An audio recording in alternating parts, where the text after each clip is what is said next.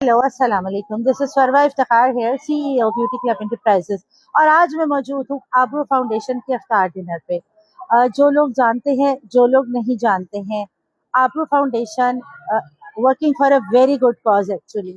पिछले कुछ सालों में जितना रैपिड ग्रो मैंने इनको करते देखा है, ये जिस तरह से बच्चों की एजुकेशन से लेके शेल्टर होम चलाने का काम शकील साहब और रुबीना ने एक बड़े जीरो से मैं कहूँगी शुरू किया।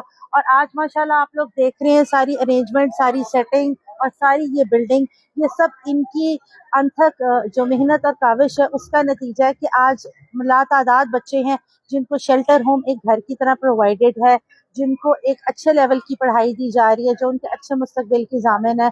और मैं आगे आने वाले वक्तों में आबरू फाउंडेशन को बहुत फ्लरिश करते हुए और आगे जाते हुए देख रही हूँ, बिकॉज गुड कॉज में अल्लाह ताला भी सपोर्ट करता है। और आज इतनी लोगों की तादाद थी, उससे मुझे अंदाजा हुआ कि people are really there for these people.